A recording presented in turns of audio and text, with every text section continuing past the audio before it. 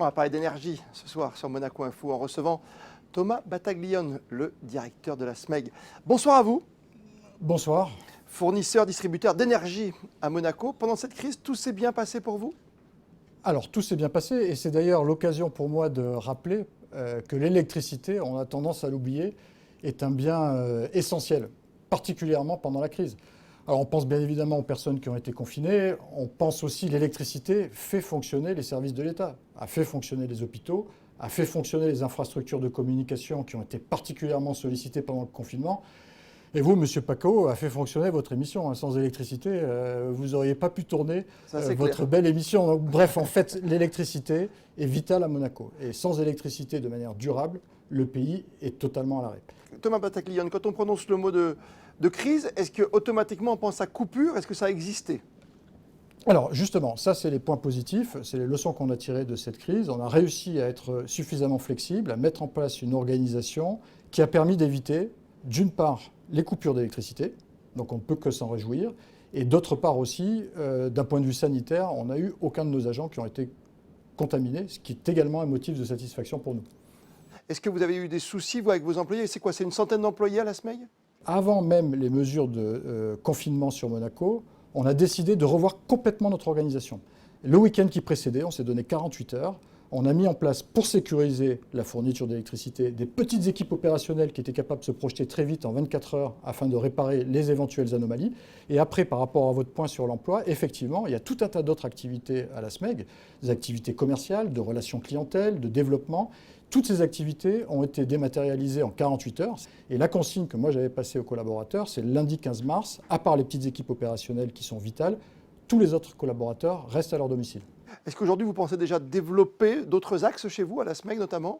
Il y a un premier pilier qui est consommer mieux, et donc moins.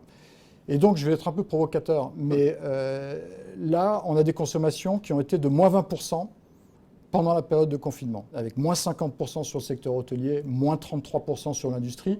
Il n'y a que les personnes qui étaient confinées chez elles qui ont continué à consommer, comme elles le faisaient avant. C'est un peu augmenté de 1%, mais c'est marginal. Donc il y a eu une baisse significative des consommations.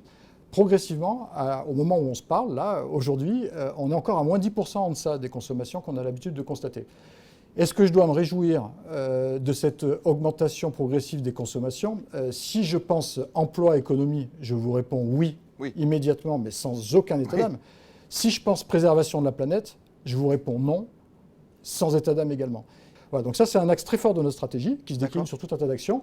Et il y en a un deuxième qui est primordial, et je tiens à saluer les équipes du gouvernement à cette occasion, c'est qu'on a créé une société qu'on a baptisée Monaco Énergie Renouvelable, pas plus tard qu'il y a 1 an et demi, dont l'objectif est progressivement de détenir, développer, acquérir des actifs de production d'électricité décarbonés, 100% verts, c'est-à-dire soit du PV photovoltaïque, soit de l'éolien.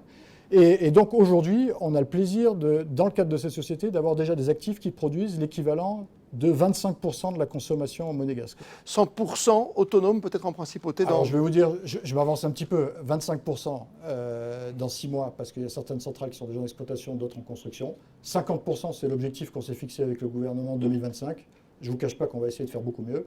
Oui. Et 100%, moi j'ambitionne de le faire le plus rapidement possible et avant 2030. Voilà. Je rappelle que vous êtes le président, le directeur de la SMEG, également le président de la SMA, qu'on va remercier encore une fois parce que l'affaire de Tri, c'est aussi l'affaire de tous. Et tout s'est très bien passé également dans ce secteur. Il y a eu des marques de témoignages dont vous êtes fait l'écho, de soutien et de sympathie absolument incroyables pendant cette crise. Avec les fameux dessins. Solidarité, oui, c'est vrai. Avec des dessins qui ont été transmis des enfants aux agents, etc. Notre personnel, c'est un personnel qui a l'habitude de travailler dans l'ombre. Et le témoignage qui a été rendu par les clients vis-à-vis d'eux fait vraiment chaud au cœur. J'espère que ça durera, pas simplement le temps de cette crise, mais en tout cas, voilà, c'est un message que je voulais faire passer qui me semble très important. Entre vous et moi, dernière question, réponse rapide. Est-ce que vous ramassez encore des masques chirurgicaux et des gants dans la rue à Monaco? Oui, appel au civisme. Les masques, il ne faut pas les laisser dans la rue. Il y a des ordures ménagères, des bacs à ordures ménagères, vous les mettez dedans, c'est indispensable. Merci à vous d'avoir été notre grand témoin ce soir. Merci beaucoup.